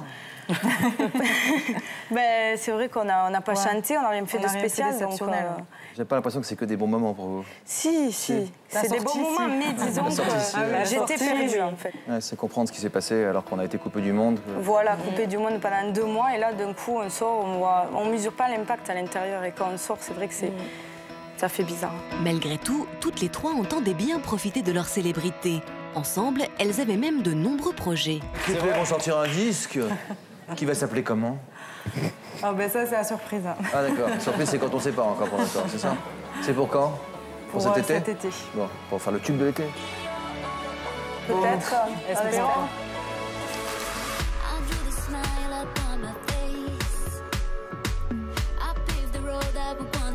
C'est à Narbonne, dans le sud de la France, et loin des projecteurs, que nous retrouvons Marjorie et Johanna, 6 ans après l'émission.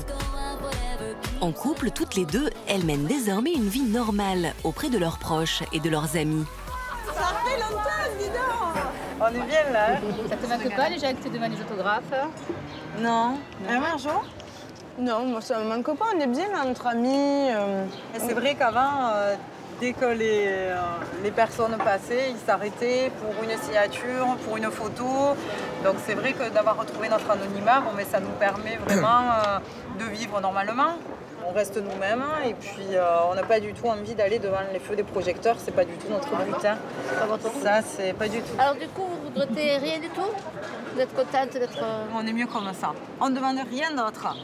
On est heureuse. Hein. Pas de regrets, pas de... Aucun. Non, aucun regret. On est très heureuse dans nos vies et c'est tout ce qu'on demande.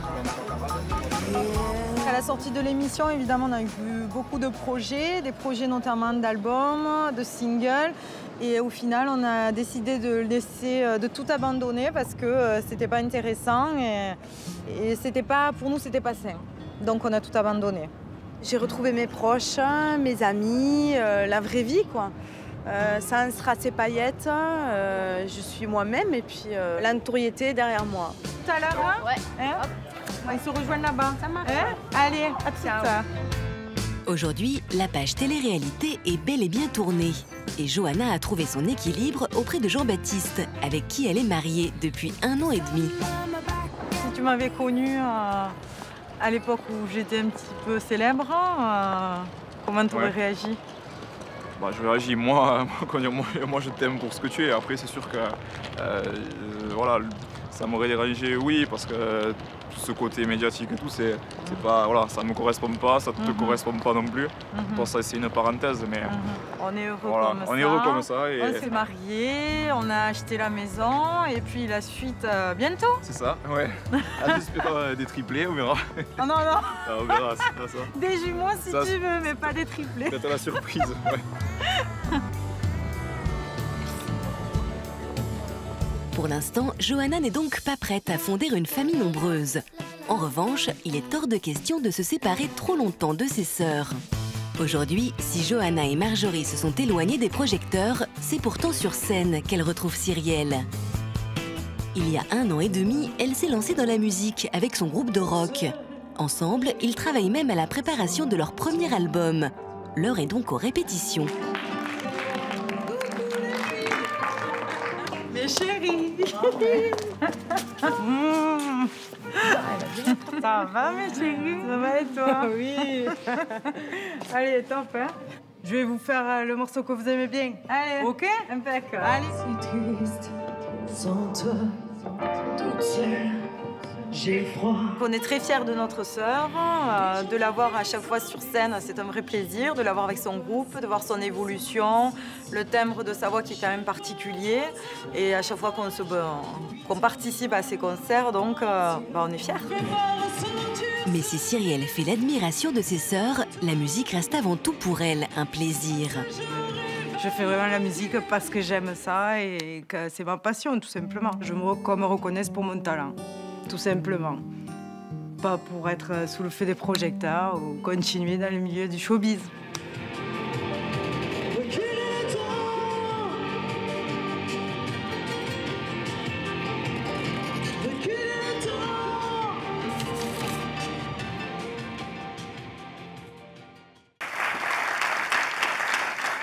Alors, une réaction à ce reportage? C'est sympathique. Sympathique, Ça fidèle nous à ce que vous êtes. Revenir en 2008, là, ça paraît loin tout ça. Alors, vous dites quoi? Que vous avez su bien gérer tout ça? Que vous avez toujours gardé la tête froide, finalement? Oui.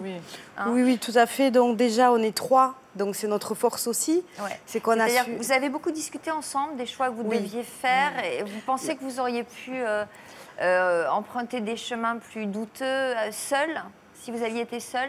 Oui, non, dans le jeu, oui. Mais En en dehors, non.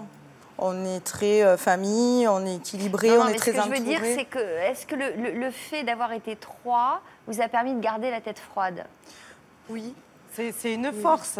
Oui. Peut-être que si l'on était seul, comme certaines personnes, on aurait pu faire n'importe quoi, signer n'importe quoi, parce qu'on a eu des propositions à la sortie du jeu, mais vraiment, si on avait vraiment voulu se montrer, on aurait tout accepté. Ouais. Mais c'était pas notre but. Justement, Pourquoi le fait d'être trois, on partageait nos avis. Donc, Pourquoi vous aviez accepté notre invitation à l'époque? Ben, déjà, on apprécie beaucoup cette émission. Vous étiez amoureuse de Jean-Luc. Pas amoureuse, mais quand c'est même. vrai que si on est là aussi aujourd'hui, c'est aussi pour lui rendre un hommage. Je suis qu'on pas tombée l'apprécie très loin beaucoup, quand même. Car... Elle n'ose pas le dire parce qu'elle est mariée aujourd'hui, c'est ça? Non. parce qu'il y a JB derrière, c'est pour ça. Non, mais c'est vrai que Jean-Luc, c'est aussi un homme de cœur, même dans les loges, même en dehors des caméras. Il venait nous voir, il nous comprenait, il nous posait des questions, il partageait. Et ça, on ne l'a pas trouvé sur tous les plateaux télé. Bon, donc c'était pour ça que vous aviez accepté. Qu'est-ce qui a changé concrètement pour vous depuis dans votre quotidien? Alors, qu'est-ce que vous faites chacune? Alors moi, je suis chargée d'orientation et formatrice d'adultes dans un organisme de formation. Oui. Moi, exactement la même chose. Je suis chargée d'emploi et formatrice pour adultes dans un organisme d'insertion. Toutes les deux dans la même ville, toutes les deux dans la même ville, mais pas le même organisme de formation. D'accord. Voilà. Et aussi, j'ai monté une boutique de vêtements en ligne qui représente des vêtements comme on porte là en ce moment. Donc, on peut trouver le lien en tapant sur le lien réseau social Marjorie des Triplés. Voilà. Et moi, donc, je suis l'intrus. Je ne fais pas pareil. Je suis agent aéroportuaire. D'accord. Est-ce qu'il y a une journée que vous passez sans vous voir? Par rapport au travail, nous sommes obligés.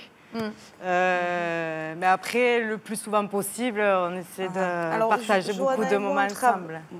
Johanna et moi, on travaille à côté, donc on mange souvent entre midi et 2, on en profite. Au moins une fois par semaine, dans notre petit salon de thé. C'est vital pour vous d'être ensemble, de vous voir. Comment vous gérez vos complicités? Comment ça se passe? Qui s'entend avec qui? Qu'est-ce que vous partagez? Bon, on s'entend toutes les trois autant les unes que les autres. Il n'y a pas de jalousie entre vous? Non. Vous n'êtes pas jalouse de la complicité que vous pouvez nouer? Parce que un ménage à trois, c'est difficile, en général. Oui. Non, il n'y a jamais eu de jalousie, jamais de... Que de l'amour. Vous avez des petits copains? Oui. Chacune? Oui, voilà, donc on a aménagé chacune avec nos copains. Et c'est vrai que c'est notre vie, puisqu'on a toujours vécu toutes les trois ensemble. Et ils s'entendent bien, les trois copains? Oui, très bien. Heureusement. Il vaut mieux. C'était une condition sine qua non. C'était le critère primordial. Moi, je s'entends bien avec mes sœurs, oui, mes sœurs l'apprécient, oui. C'est bon, le mariage, pas de souci. Je l'aime, il y a tout ce qu'il faut. On t'a donné le feu vert. Le feu vert, c'est bon. Si vous êtes enceinte de triplé, comment vous allez gérer ça? Là, par contre, on tire le chapeau à notre maman. Parce que c'est pas évident. C'est héréditaire, c'est de famille. Il y a déjà eu des triplés du côté de notre maman. Notre grand-père était jumeau. Alors, on a des cousines jumelles. Donc, moi, on me dit souvent, vous risquez d'avoir des garçons jumeaux.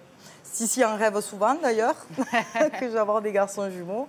On verra. Voilà, des jumeaux, ça ne fait pas peur. Voilà, des jumeaux, triplés, non. Ça va. Mais des triplés, ça fait peur quand même. Trop de boulot. De boulot.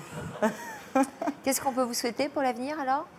De réussir peut-être dans la musique. La santé avant tout. La famille. Surtout, oui. Et un album? Oui, on est en préparation d'un album avec mon groupe. Et voilà, c'est une passion. Vous n'avez pas envie de participer à une autre émission de télé-réalité pour défendre votre talent? Non, pas du tout, non. Non? Non, la télé-réalité, c'est bon, on a donné. Voilà, maintenant, on est bien rangés dans nos vies professionnelles respectives et on est bien comme on est. Éric, que pensez-vous du parcours de vos voisines? Elles auraient pu tomber sur des triplés, 3 garçons triplés. C'est vrai. Non, Non, on a quand même des goûts différents, une personnalité différente. Et déjà, qu'on a essayé vraiment de se différencier dès toute petite, on a chacune notre personnalité. Alors, c'est ce que j'allais vous dire d'ailleurs au niveau des coiffures. Là, c'est très étudié pour qu'elles soient très différentes, vos coiffures. Parce que quand vous étiez venu sur le plateau avec Jean-Luc, vous aviez toutes le même look, là. Oui. Et alors que là, c'est voulu? Mais justement, on est sorti de ce cadre de la télé-réalité. Donc maintenant, on est vraiment, on a chacune notre personnalité. Donc c'est pas réfléchi. On fait comme on le sent. Johanna se sent bien avec la frange. Cyrielle se sent bien comme ça. Donc c'est pas calculé, c'est nous, tout simplement. C'est l'envie du moment. D'accord. Moi aussi. C'est notre quadruplé. Voilà. Présente, c'est la 4e. Voilà. Vous êtes du Sud aussi, vous? Oui. De quel endroit? À Saint-Laurent-du-Var, un petit village à côté de Nice. D'accord. Alors, il y a un peu plus de 5 ans, vous aviez participé à une émission intitulée Leur physique et leur marque de fabrique. Oui. Quelle étiquette vous collez à la peau? À l'époque, j'étais le gros avec l'accent du midi des nous, c'est nous. Voilà. D'accord. À quel moment avez-vous commencé à faire de votre surpoids un atout? Le 17 juillet 63, quand je suis né. D'entrée. Ouais, Parce que vous pesiez combien? Oh, je crois que j'étais à plus de 4 kilos quand je suis né. Ah oui, tout de même. Ils ont cru que c'était des triplés, en fait. C'est ça, oui. Et je me suis aperçu qu'avec le poids, on pouvait faire rire, que c'était une arme. Et puis, mon premier spectacle, ça s'appelait Quand t'es gros, t'es beau. Où là, j'ai eu des gros timides qui sont venus me remercier. Parce que je donnais des tuyaux, que les gros, c'était pas toujours pas bien. Alors, quand Jean-Luc vous avez reçu, nous allons le voir, c'était à un moment où vous aviez perdu du poids, justement. 60 kilos. Non. Oui. Alors, mais les kilos, ça se perd, ça se regagne aussi. Oui. Donc, depuis, vous les avez regagnés, alors. Il y a une chose, ça s'en va, ça revient. C'est fait de tout petit rien, ça se chante, ça se danse et ça revient. Des chansons populaires. Voilà. Alors, vous êtes habitué à faire le yo-yo, nous allons comprendre pourquoi dans ce reportage.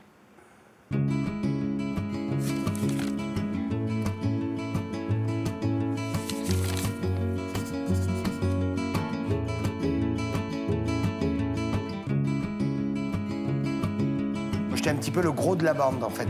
Révélé aux côtés de Jean Dujardin et de Bruno Salomon avec les Nous c'est nous, l'humoriste Éric Collado avait fait de son physique sa marque de fabrique.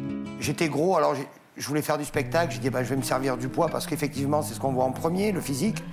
Et j'ai dit, quand t'es gros, t'es beau. Et puis, en étant gros, on peut dire des choses qui passeront plus facilement. Parce qu'on se dit, les gros, lui, c'est pas méchant. On dit les gros, ça coûte cher en nourriture. Mais dans la baignoire, c'est plus économique. et les gros, des gros timides qui venaient à la fin des spectacles me dire, merci, maintenant on saura quoi répondre. Décomplexé sur scène, Éric Collado l'était également dans la vie. Des moqueries, il y en a eu, mais ça m'a appris la répartie, donc j'en ai pas souffert. Parce qu'il fallait que la répartie soit plus cinglante que l'attaque. Vous étiez vraiment heureux? Oui. Alors moi, par contre, pour l'émission, je suis désolé, j'ai toujours été bien. Tout le monde n'est pas pareil, c'est ça qui est bien. Vraiment, j'ai toujours été heureux. Un homme heureux, oui, mais Éric avait néanmoins décidé de perdre du poids. Pourtant, il y a 2 ans, vous avez entamé un régime, vous avez perdu 65 kilos. Ouais, je faisais du sport tout le temps, en fait. Voilà. Ah, c'est bien. Ouais. Quel impact ça a sur votre carrière aujourd'hui? Ça change quand même, vous n'avez pas les mêmes rôles exactement. Je joue toujours quand même les costauds. On me prend toujours pour... D'ailleurs, ça me fait drôle quand on dit « Bon, Éric, tu vas jouer le gros ». Je fais « Ah bon? Pourquoi ?» Le méchant, on m'a jamais proposé encore, mais ça peut venir.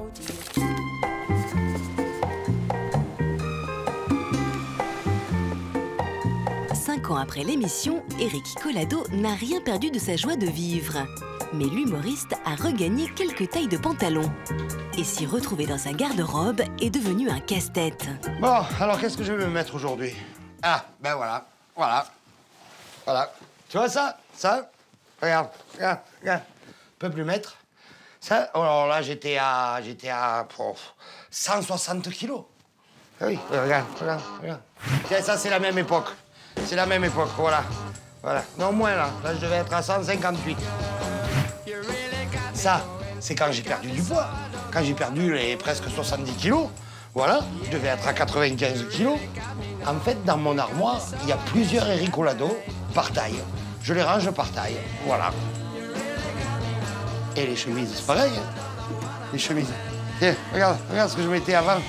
Voilà. Là, je peux plus, maintenant je m'en fais des draps.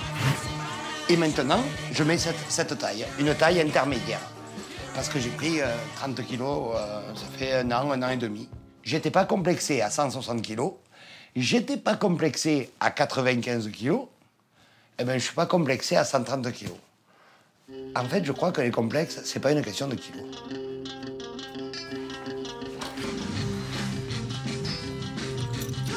Si cette nouvelle transformation physique n'a pas échappé à ses proches, certains, comme son ami Olivier, ignorent encore la raison de sa prise de poids.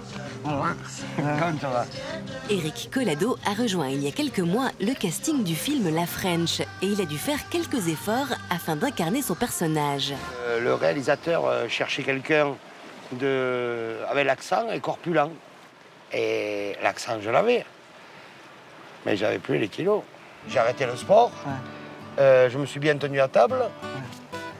Ça, tu reprends vite, hein. On sait les efforts que c'est pour perdre du poids, donc tu vas à l'encontre de ce que tu avais décidé quelque part, quoi. Et je regrette vraiment pas, quoi. Parce que ça m'a permis de vivre une expérience. C'est la première fois que je jouais un rôle de voyou. C'est bizarre quand même, toi, en méchant. Je sais pas, je te connais sur scène, enfin, tu vois, c'est... Ça n'a pas été dur pour toi? C'est la magie du cinéma.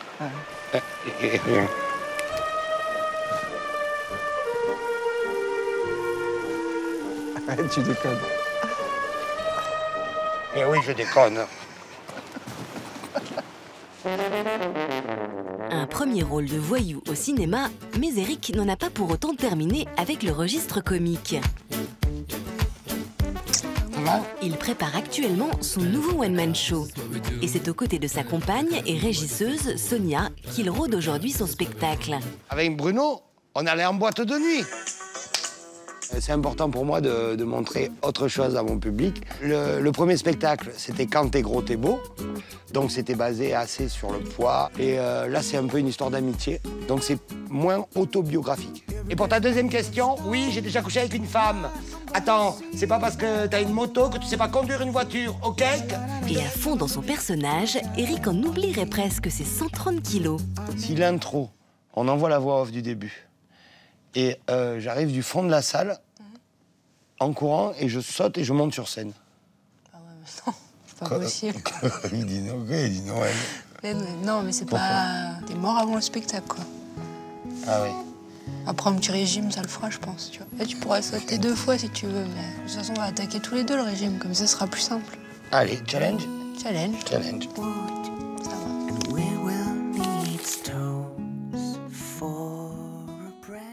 Et alors, vous êtes prêt à relever le défi? Ben oui, ben du coup, ça fait toute une histoire. L'histoire continue et l'histoire continuera. D'accord. Donc vous allez perdre combien de kilos? Ben, je vais essayer de revenir comme j'étais... À 95? Ouais, oui, c'est bien, on se sent bien. Et comme ça, je pourrais sauter sur scène. Donc ça fait quoi, 40 à perdre? Non, une trentaine. Trentaine. Oui. Et quand je pense que vous les avez repris pour jouer... Oui. Alors, c'est facile voudrais à reprendre? rassurer... Oui. Vous avez mis combien de temps à les reprendre? 1 an. Ah oui, quand même. Ah oui. Ouais. Mais j'ai arrêté le sport et je me suis mis à table. Ça vient vite, vous savez, les efforts pour reprendre, ouais, c'est facile. Hein. Mais c'est pas terrible de devoir reprendre du poids alors que ça a dû vous coûter pour les perdre? Ben, en fait, je vis tout comme une expérience, donc ça a été une expérience. C'est la première fois que je fais le yo-yo volontairement. Parce que le yo-yo involontairement, je l'ai fait un paquet de fois. Hein. Ouais. Ah oui. Et alors, ça vous apporte quoi de vous dire que vous pouvez maîtriser? Je ne sais pas ce que ça m'apporte, mais je maîtrise. Est-ce que vos changements physiques ont un impact sur votre vie, sur votre personnalité, sur votre sensibilité artistique peut-être aussi? Non. Non, vous je crois restez pas. le même? Je cherche, mais non, je crois pas. En fait, quand on est gros, je trouve que, enfin, pour moi, hein, c'était un mince avec un gros truc autour. Alors c'est plus facile pour se cacher. Mais après, si on n'a pas peur du dehors, on n'a pas besoin de se cacher. Vous êtes resté très copain avec Jean Dujardin, Oui, avec avec Bruno Salomon, Salomon, Éric Massot et Manu Joucla. Ouais, alors je parle de Gilles Lelouch parce que vous avez joué avec Oui. Jean et Gilles Lelouch sur La French, Oui, qui sortira en fin d'année. c'est ça. Hein? C'est ça. Pour moi, c'est le premier film au cinéma. J'ai joué dans Didier et Brise de Nice. Mais là, c'est un vrai rôle, quoi. Donc vous êtes resté très copain avec Jean Dujardin? Mais c'est grâce à lui que je remercie Jean Dujardin. Ouais. Jean, merci. Voilà. Il a pas pris la grosse tête avec son Oscar? Non. Dans Les Nous c'est nous, en fait, on avait signé un contrat où il y avait marqué pas de grosse tête. Mais vous êtes restés très très Ah proches. oui, mais très potes.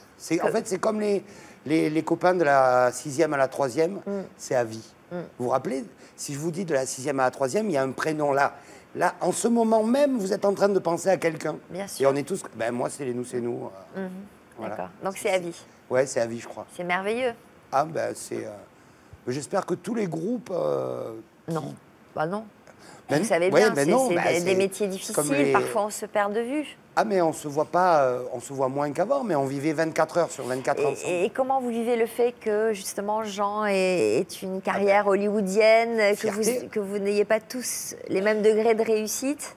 C'est la réussite. Moi, on joue tous les jours, tous.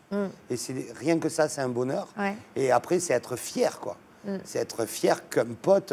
Pas de jalousie? Oh non, non, non. Quels sont vos projets, vous, artistiques, professionnels? Moi, je repars avec un nouveau one-man show qui s'appelle Eric Collado joue pour vous.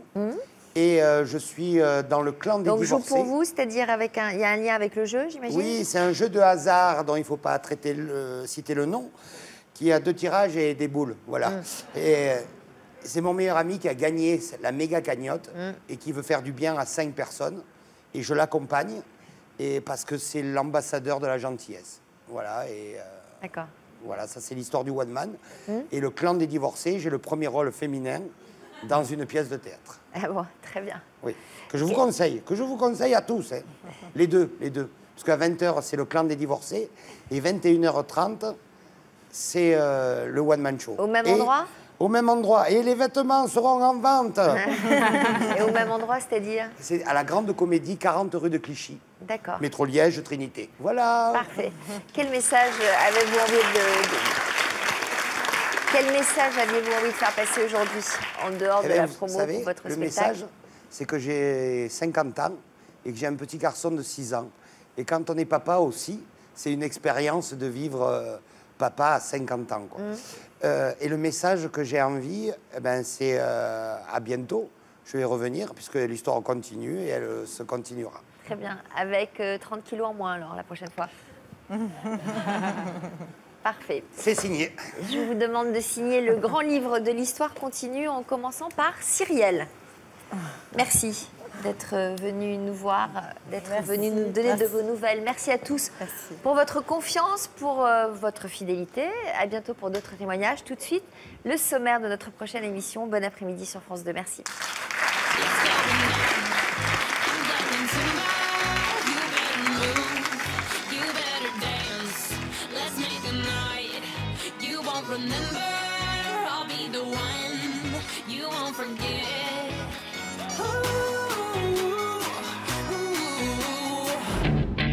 Leur enfant a de mauvaises fréquentations.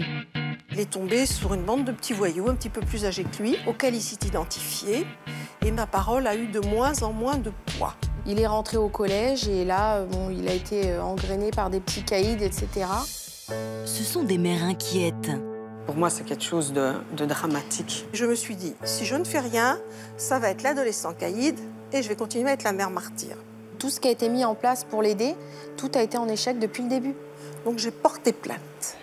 Marius tentera de les rassurer, lui qui a aussi fait les 400 coups pendant sa jeunesse. J'ai commencé les petits larcins, à piquer une bicyclette, jusqu'à aller plus loin, jusqu'à aller dérober des voitures. Aujourd'hui, il s'est racheté une conduite. Moi, j'ai eu la chance d'adhérer à la Marine nationale. C'était une nouvelle naissance. Vous avez parlé de rédemption tout à l'heure. Pour moi, c'était ma rédemption. Il ne faut pas lâcher. Même s'ils vous haïssent, c'est pas grave. Il faut toujours avoir l'espoir, ne jamais lâcher la chose. Dans tout à chacun, il y a un côté bon, il faut se battre pour aller le chercher. Waiting here for you to call me, for you to tell me that everything's a big mistake.